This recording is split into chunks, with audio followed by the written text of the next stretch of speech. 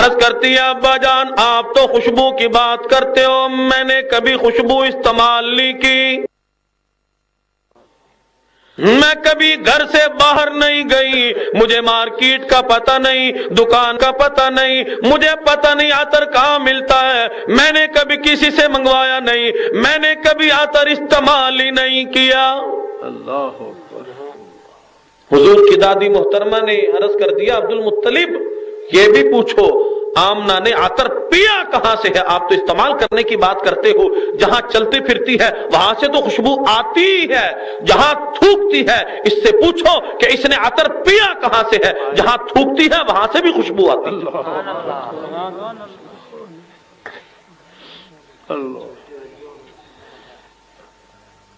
سیدہ آمنہ نے رونا شروع کر دیا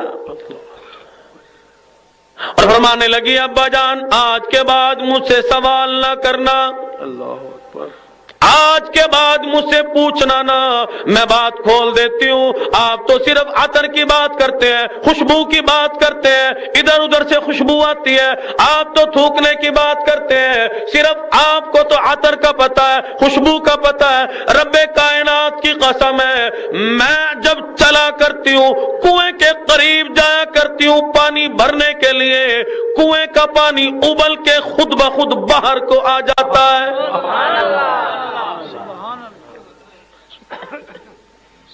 ابا جان آج کے بعد سوال نہ کرنا، اگر میں آپ کو کچھ اور بتاؤں آپ مجھے دیوانی کہو گے، مستانی کہو گے۔ ابا جان میں جب پہاڑوں کے قریب سے گزرا کرتی ہوں پہاڑ میں سے آواز آتی ہے او امام الانبیاء کی والدہ محترمہ تجھے مبارک ہو،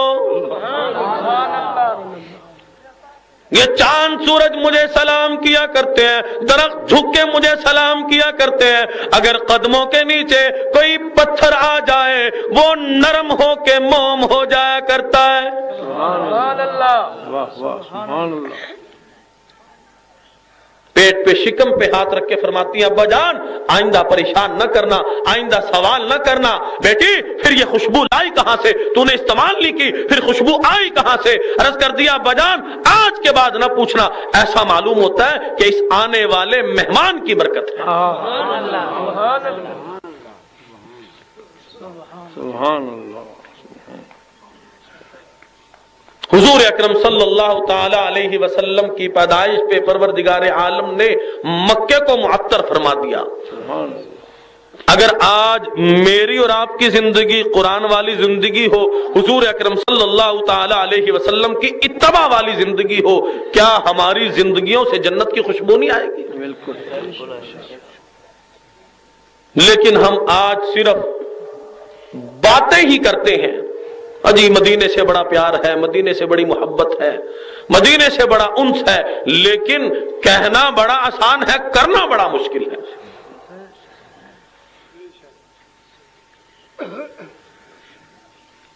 قاضی احسان احمد شجابادی رحمت اللہ علیہ کہتے ہیں کہ ہم ایک سال حج کو گئے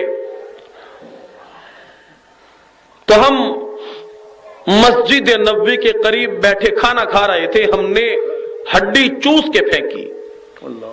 فرماتے ہیں کہ ایک دیہاتی کا بچہ آیا اور اس نے ہڈی اٹھا کے چوسنا شروع کر دی۔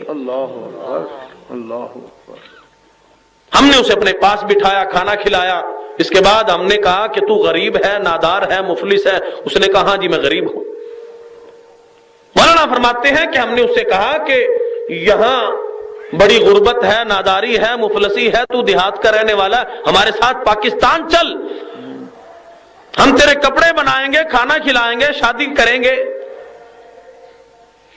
مولانا فرماتے ہیں کہ وہ بچہ کہنے لگا کہ حضرت کھانا بھی کھلاؤ گے، میری ضروریات پوری کر دو گے، میری شادی بھی کر دو گے، کھانا بھی خوب ملے گا، عیش و عشرت کا انتظام بھی ہو جائے گا۔ روضہ اقدس صلی اللہ تعالی علیہ وسلم کی طرف اشارہ کر کے کہتے ہیں پاکستان میں سب کچھ ملتا ہے، مولانا کیا آپ کے پاکستان میں یہ بھی ہے؟ اللہ اکبر، اللہ اکبر۔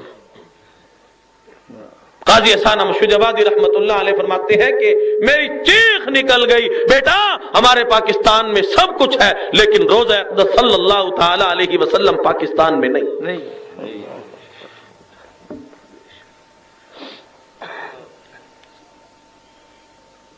شیخ العربی والا جب مولانا حسین احمد مدنی رحمت اللہ علیہ کی ذات اقدس ہے،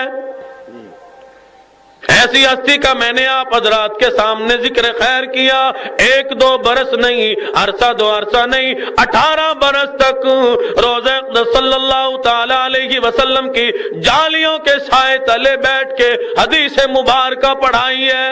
سبحان اللہ، سبحان اللہ۔ خود ہی نقشہ حیات میں لکھتے ہیں کئی مرتبہ ایسا ہوتا مجھ پہ بھی، میرے پورے خاندان پہ، میرے کنبے پہ، میرے گھر والوں پہ فاقہ در فاقہ گزر جاتا، میں مدینے کی گلیوں میں نکل جاتا، اہل مدینہ کے پھینکے ہوئے سبزیوں ترکاریوں کے چھلکے اٹھا لاتا، انہیں دھو کے چاقو سے کاٹ کے میں بھی، میرے خاندان کے لوگ بھی، میرا تمام کا تمام گھرانہ چبا جاتا، رات کو ریاض الجنہ میں کھڑے ہو کے خدا کے قرآن کی تلاوت کیا کرتے تھے۔ سبحان اللہ۔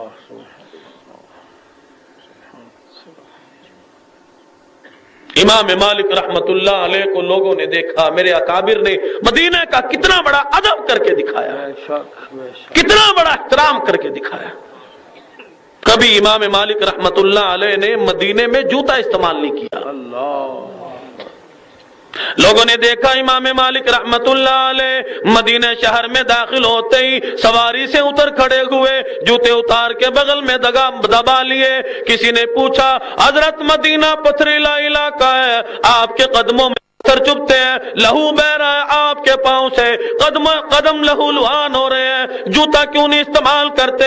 امام مالک رحمت اللہ علیہ نے فرما دیا لوگوں تمہیں معلوم نہیں، مدینہ ادب کی جگہ ہے، مدینہ احترام کی جگہ ہے، ڈرتا ہوں کہیں میرا جوتے والا پاؤں وہاں نہ لگ جائے جہاں امام الانبیاء محبوب کبریا جناب محمد الرسول اللہ صلی اللہ تعالی علیہ وسلم کے قدم مبارک لگے ہوں۔ اللہ اللہ اکبر، اللہ۔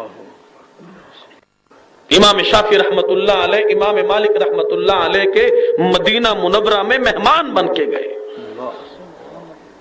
ہمارا عقیدہ ہے ہمارے نبی کا مدینہ بھی پاک، ہمارے نبی کا پسینہ بھی پاک ہے صلی اللہ علیہ وسلم۔ امام مالک رحمت اللہ علیہ نے خادم سے فرمایا کہ برتن بھر کے رکھ دینا۔ امام شافعی رحمت اللہ علیہ بہت بڑے اللہ والے آئے، متقی پرہیزگار نیک آدمی ہیں، تہجد کی نماز پڑھیں گے، ان کے لیے وضو کے لیے برتن بھر کے رکھ دینا تاکہ تہجد کے لیے جب بیدار ہو تو تکلیف نہ ہو۔ صبح ہوئی تو خادم نے عرض کر دیا حضرت آپ تو کہتے تھے بڑا نیک آدمی آیا، اللہ والا متقی پرہیزگار آیا، میں نے وضو کا پانی بھر کے رکھا تھا، وہ لوٹا وہ برتن تو جو کا توں بھرا رکھا، جب وضو نے کیا تو نماز کیا پڑھی ہوگی؟ ناشتے پہ حضرت نے پوچھا ہاں جی لمبا سفر کر کے آئے تھے اس لیے تھک گئے ہوں گے، تہجد کی نماز بھی نہیں پڑھی۔